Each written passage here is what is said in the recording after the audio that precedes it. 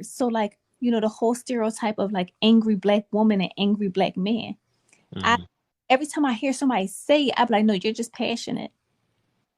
You're passionate Yeah, because but that stereotype really comes from white people's. If but you we look, but we reiterate it, and mm, we keep it because women in the black community, we got this whole thing of, oh, she aggressive. That stems from saying of an angry black woman. I'm not mm, a I'm assertive, but mm, also too, I need to be this way to function in this environment. And honestly, as black men, you need us to function this way in order for the family to progress. Because at the end of it all, the Prophet Sallallahu Alaihi Wasallam says, women are supposed to guard, their husband's property, right? While he's gone and he's away, not letting people in. Now, as a woman, as a black woman, I'm more likely to get victimized in our community. That's just the reality of it. I'm more likely to get victimized by anybody. So I can't be a damsel in distress in my community. mm.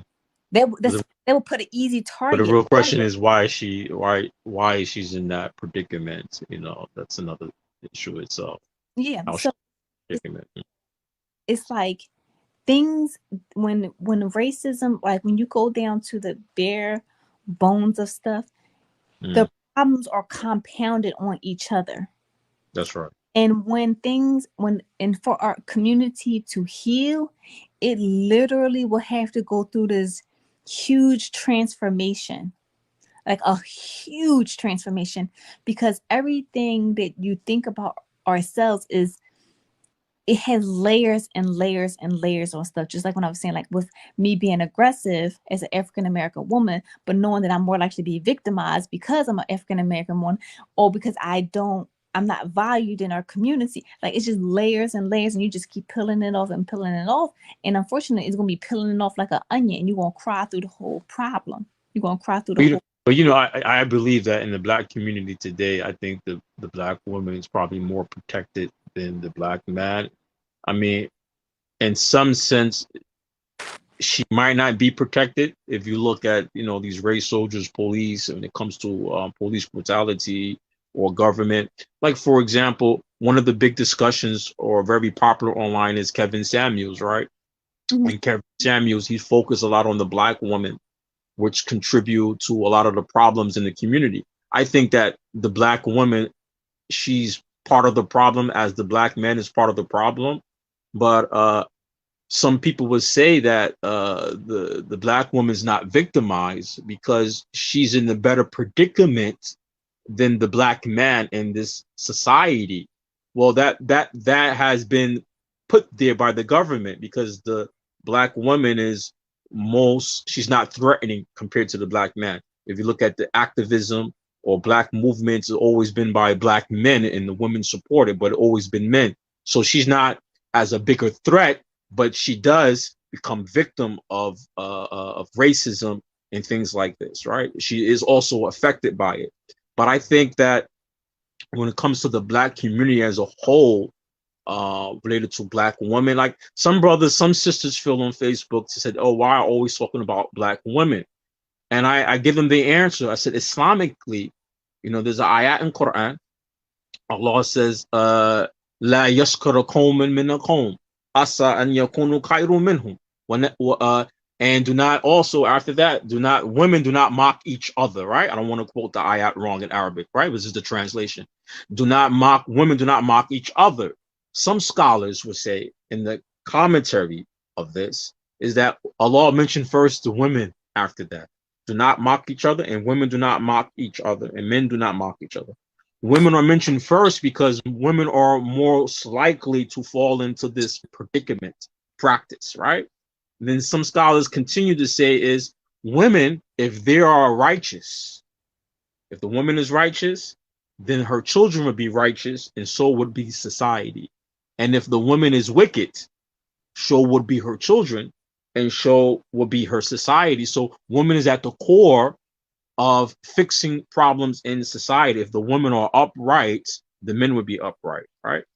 I do think for some of my critics, some sisters don't like what I say about black women, but the truth is, some of the problems we have in society in the black community, if the women were, I think if the black women and black men, we could get on the same page related to our issues, like we're talking about trauma, how it affects us as a peoples, and we come on the same page and we don't be at each other, because working in a multicultural community and living in the Muslim world, I have learned a few things.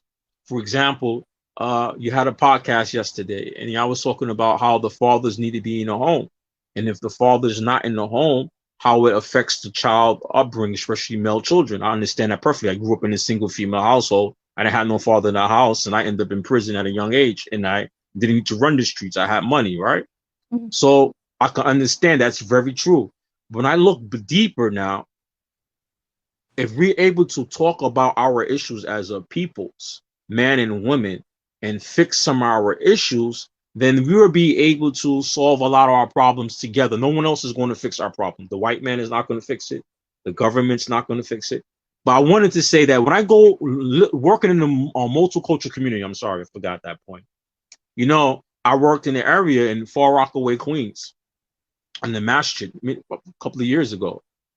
And majority is immigrant Muslims. And they're immigrant Muslims who live in the projects. They're immigrant Muslims who get Section A. They're immigrant Muslims who on welfare.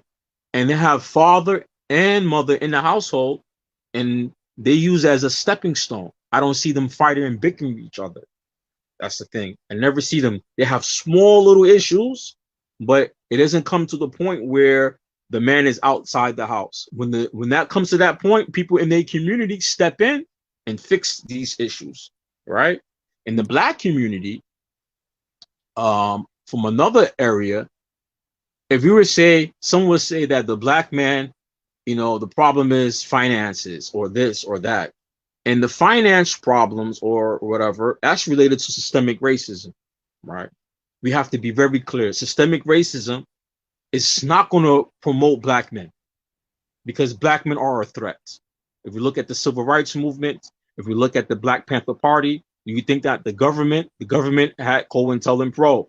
They figure out black men, it was organized because they had inside of the community, they have ways of income, ways of money, providing for themselves.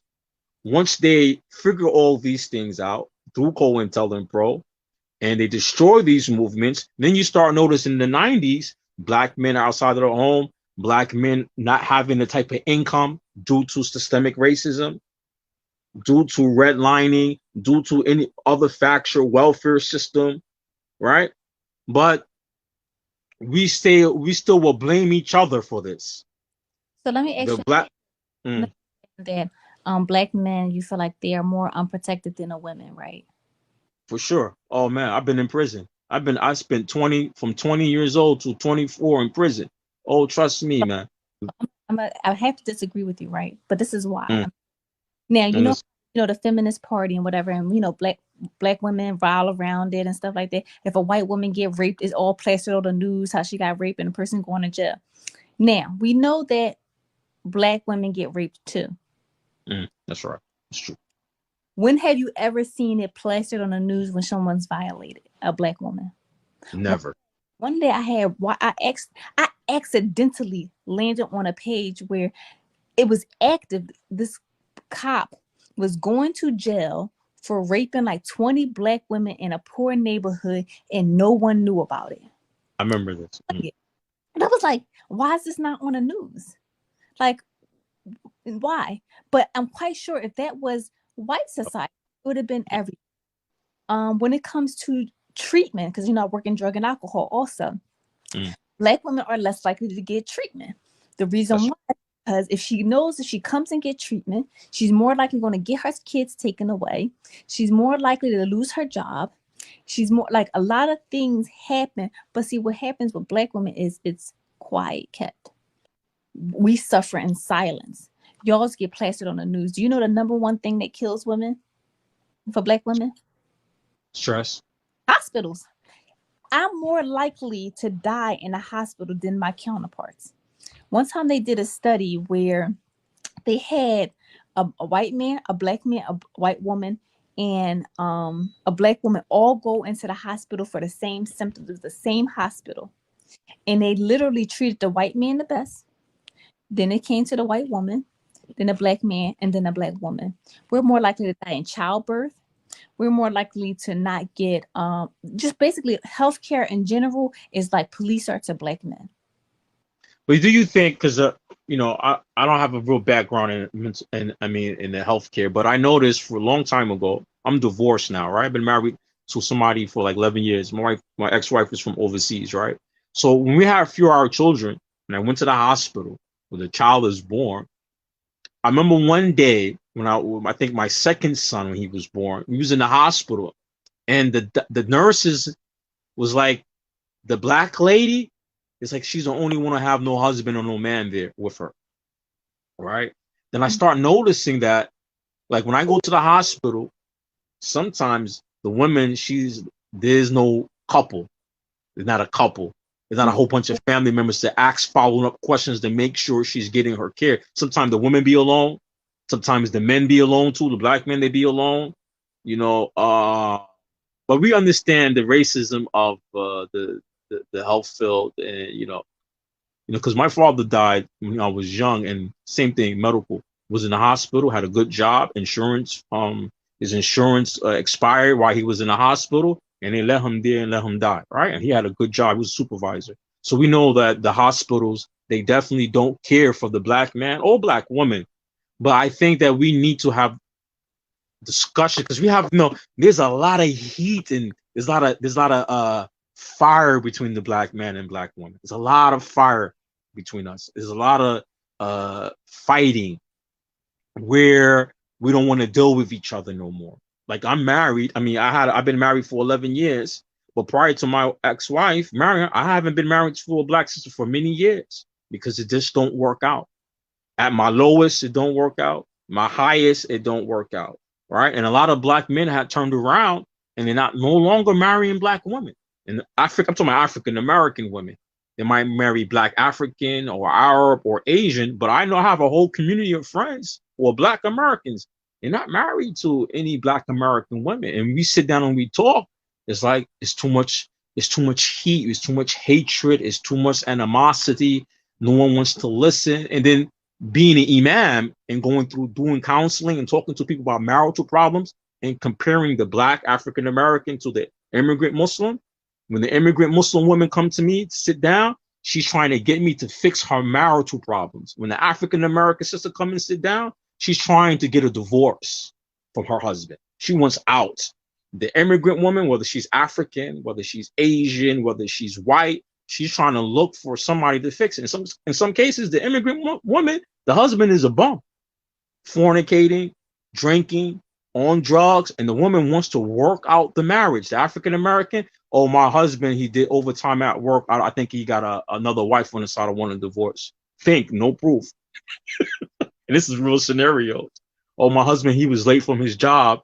I wanted to talk. He must have another wife somewhere. I'm like, so, we have a lot of heat. We have a lot of hatred. I know brothers who are pro-black,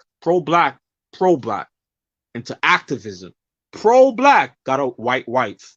Pro-black got an Asian wife. Right? Then one day I was listening to a black psychologist, and he said something that hit me. He said, I was listening to Dr. Amos Wilson, and he said, how are you going to fix the black community, and you're not going to be investing to the black woman? That kind of hit me real hard, right? Because that's the truth. It's the real truth. So we need to, I think the female, the black female and the black male, we need to find some type of platform or to a certain level where we need to really fix ourselves. I have a friend of mine, new Shahada, Muslim for 3 years. And the first thing he's telling me, he wants to marry an immigrant Muslim. And then he married one. It didn't work out. I said, see, he said he still don't want to marry a black African American sister. And I asked him why. He's from the hood. I said, why? He said, because his mother treated him. He's serious. But no, that's true. But that's just trauma. And a lot we just a walking ball of trauma, walking around in these streets. And my thing is, when it comes to like polygyny and all that other kind of stuff, Mm. how can I be okay with you getting another wife when you can't even hold down the fort that you already have? You Mm. know, brothers who has 4 wives and don't pay not a doggone bill. Actually Mm. be you know, and then the turnover of, this wife, that wife, it's like at one point in time you have to say, is Black women a problem or is it you? Mm. Because Mm. we love to say that, but I know brothers who marriage pile is like 20, 30 women. Like, how do you have that many? But then gonna say, oh, women are ungrateful. But that's not like Philly thing. Yeah, like It's like Philly though. women, You from Pennsylvania, right? You know, but women are. I'm from New York. I'm from New York, and New York, is you don't find a lot of brothers who got 2 or 3 wives from Black community. You find like a few brothers who got 2 or 3 wives, and those Black brothers got good jobs, right? Because that's really related to Philadelphia. Yeah, and that's Philly's a totally different ball game for East Coast. Philly. Listen, I've been overseas. I've been to Muslim countries, and people know about Philadelphia and what goes on in Philly for the Muslims. I'm letting you know that right now. I've been to Egypt, been to Morocco, I've been to Indonesia. People know what's going on with Philadelphia and the Muslims. Trust me, because people from Philly, they travel to a lot of countries too.